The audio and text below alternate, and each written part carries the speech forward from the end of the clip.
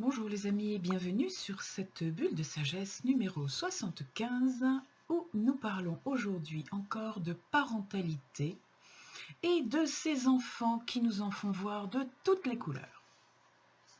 Combien de fois dans mon cabinet, au cours de mes coachings, j'ai des gens qui me disent «Ah, j'en peux plus là, mon fils, il passe son temps à hurler, à courir dans tous les sens, il est à bout de nerfs, etc.» Et ça sort de la bouche de quelqu'un qui est venu me consulter parce que la moindre chose la mettait à bout de nerfs. Toi, quand il t'arrive quelque chose, comment tu avais l'habitude de réagir? On y travaille ensemble depuis quelque temps et ça va mieux, mais avant, comment tu réagissais? Oh bah oui, j'explosais dans tous les sens. Est-ce que ton enfant, depuis qu'il est né, a baigné dans autre chose que ce modèle-là? Non, c'est vrai. Qu'est-ce que tu fais pour l'empêcher de se mettre à hurler quand il a un problème, que quelque chose le contrarie? Ah bah ça m'énerve tellement que c'est vrai, je lui crie dessus. Donc tu cries sur ton fils pour lui dire d'arrêter de crier. Premier exemple. Je ne commente pas. Deuxième exemple. Mon ado est impossible. La nuit, des fois, je le vois débarquer dans le salon à 3h du matin. Ah bon? Tu le vois débarquer dans le salon à 3h du matin? Oui, il dort pas, je sais pas ce qu'il fait des jeux vidéo, il dort pas et à 3h du matin, il vient se chercher un coca, donc voilà. Et je me suis dit: «Mais attends, toi, comment tu le vois à 3h du matin dans le salon?» «Ben, tu sais, je reste souvent à travailler, voilà, mon mari dort et moi j'arrive pas toujours bien à dormir, alors je finis des trucs que j'ai à faire.» «Ah oui.» Donc en fait, ton ado, quand il traverse le salon à 3h du matin pour aller se chercher un coca, il croise maman dans le salon, qui dort pas non plus. Et toi, tu lui dis: «C'est pas bien de pas dormir à 3h du matin. Tu vas être claqué demain au collège. Tu vas avoir les yeux qui vont se fermer pendant les cours. Mais toi, demain au boulot, tu vas être comment?» Quelle est ta crédibilité, en fait, quand tu lui dis ça à ton ado?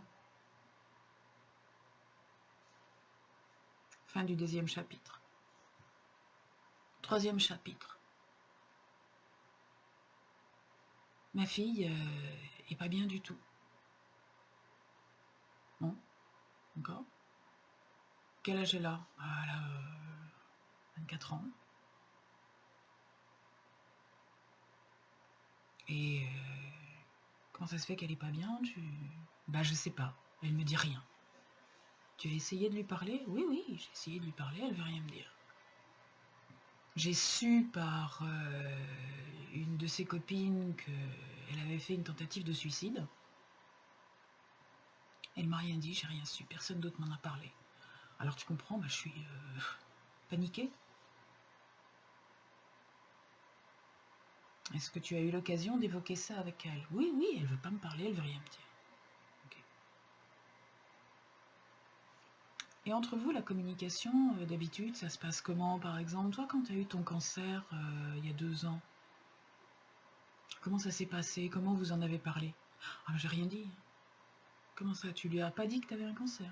Bah non, non, parce que j'ai pas voulu qu'elle panique, donc j'ai tout gardé pour moi. Alors d'accord, tu as tout gardé pour toi, les traitements, tu étais complètement en vrac comme le traitement d'un cancer peut nous mettre, hein, on sait ce que c'est. Et elle a rien vu. Bah j'ai fait en sorte qu'elle voit rien. Mais tu la prends pour une andouille? Elle a rien vu?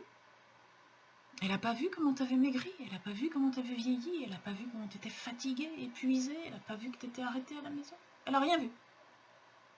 Oh, tu sais, elle est jeune et puis elle était déjà étudiante. Attends, elle rentrait des fois le week-end à la maison, elle venait des fois voir ses parents. Mais bien sûr, et elle a rien vu? Ben, je sais pas si peut-être qu'elle a vu et vous en avez jamais parlé ensemble. Non, non, non, je voulais pas... Ok. Donc toi, tu partages pas ton problème de santé avec elle. Et là maintenant, tu t'étonnes parce qu'elle a un problème de santé, de cœur, de problème de jeune fille de 24 ans, qui l'a conduit à une forme de désespoir, qui l'a conduit à une forme d'appel au secours qui est une tentative de suicide, et tu t'étonnes qu'elle ne veuille pas t'en parler. Pourquoi est-ce qu'elle ne veut pas t'en parler? Est-ce que tu lui as donné l'exemple de partager, de t'appuyer sur elle quand tu as besoin d'aide? Non. Donc pourquoi voudrais-tu que elle, dont tu es le modèle, puisque tu es sa maman, pourquoi voudrais-tu que maintenant elle partage ses ennuis? Fin du 3e chapitre. Un papa. Mon fils me fait passer par toutes les couleurs. Il a quel âge ton fils? 16 ans. Un ado? Bah oui, un ado. Et alors, bah, il fait n'importe quoi, il a un scooter, il en est au 8e accident, je sais jamais où il rentre à n'importe quelle heure le soir, à l'odeur, je présume qu'il n'a pas dû fumer que des Marlboro, je pense que dans les soirées, ok. Et sinon, toi, t'as eu l'habitude de faire des choses comme ça quand t'étais plus jeune et tout? Oh bah oui, c'est sûr que quand on reçoit des copains à la maison, des fois, on n'est pas tellement joli à voir hein, après. Ton fils, il a vu ça? Oui, bien sûr, il a pu voir ça une fois ou deux. En général, on essayait de faire attention tant que les enfants n'étaient pas couchés, mais bon, c'est vrai qu'une fois ou deux, on n'était pas trop en état de vérifier qu'ils n'avaient rien vu. Oui, ok. Quelle est ta crédibilité quand tu lui dis « il faut pas boire » ? S'il te pose la question « mais toi, pourquoi tu bois ?» Qu'est-ce que tu réponds? Bah, je lui réponds « on n'a pas le même âge ». Parce que c'est mieux d'être sous à 40 ans qu'à 16. C'est mieux de perdre totalement la conscience, de faire n'importe quoi, de se comporter n'importe comment, d'avoir d'avoir une attitude dégradante à 40 ans qu'à 16. Ton fils, il t'imite, comme tous les enfants imitent leurs parents. Même s'ils ne le disent pas, les enfants imitent leurs parents. Fin du 4e chapitre. Et fin des exemples. Un enfant, quel que soit son âge, entre 0 et 28 ans, parce que c'est à 28 ans qu'on est un homme, l'enfant que vous avez eu, vous êtes son principal référent, vous êtes son principal modèle. Ça n'est absolument pas ce que vous allez lui dire, ni vous, ni aucun des adultes référents environnants. Ça peut être des professeurs, ça peut être des éducateurs, ça peut être des grands-parents, ça peut être des parrains, marraines. L'enfant va avoir un certain nombre d'adultes autour de lui, référents. C'est-à-dire qu'ils vont être ses références, auxquelles il va se référer. Qu'est-ce que ça veut dire tout ça? Ça veut dire qu'il va les imiter, il va faire comme eux. Et il va faire comme ce qu'il voit. Parce que l'enfant, petit, il croit que c'est bien ce que vous faites. Et l'enfant plus grand, l'adolescent, même s'il comprend que c'est pas bien ce que vous faites, il va se dire, il n'y a pas de raison que moi je le fasse pas, puisque mon père, ma mère, mon parrain, mon prof le fait. Il va imiter ce qu'il voit faire. Il va croire que grandir, c'est se mettre à fumer, à boire, à sortir avec les copains.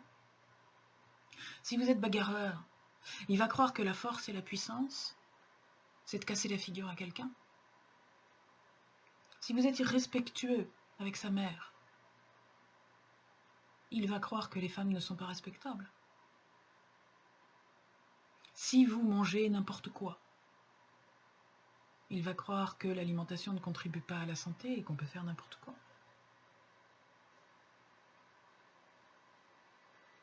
Les adultes sont les modèles des enfants. Même si on ne le veut pas, c'est comme ça. En tant qu'adultes, nous sommes les modèles des enfants. Et les enfants nous considèrent comme adultes à partir du moment où ils voient en face d'eux un corps d'adulte. Jusqu'à ce que, éventuellement, leur sensibilité intuitive leur fasse comprendre que dans ce corps d'adulte, il n'y a pas une conscience d'adulte. Il y a quelqu'un qui n'a pas grandi. Alors là, peut-être est-ce qu'ils ne vous prendront plus comme modèle. Et c'est pour ça que les enfants, les jeunes, respectent spontanément, naturellement certains adultes et pas d'autres. On voit ça dans les établissements scolaires. Il y a des professeurs qui sont naturellement respectés, ils n'ont jamais à élever la voix, et d'autres qui hurlent à leur bureau. Taisez-vous, asseyez-vous, écoutez-moi. Et ça marche pas. D'autres entrent en classe, le bruit se calme, le professeur demande: vous êtes prêts, on peut y aller? Et on y va. Et le cours commence.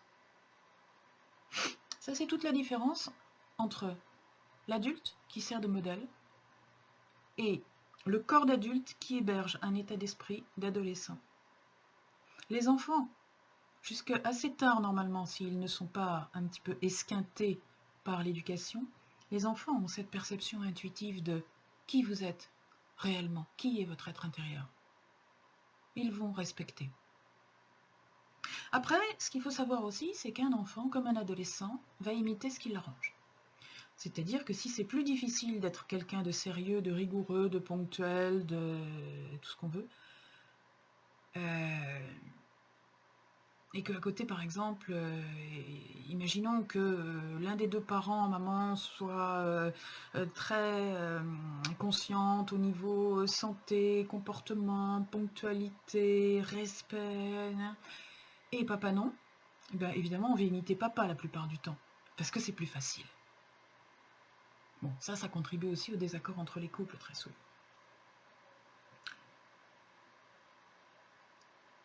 Rappel, l'enfant ne fait pas ce qu'on lui dit. L'enfant fait ce qu'il doit faire. C'était le rappel d'aujourd'hui.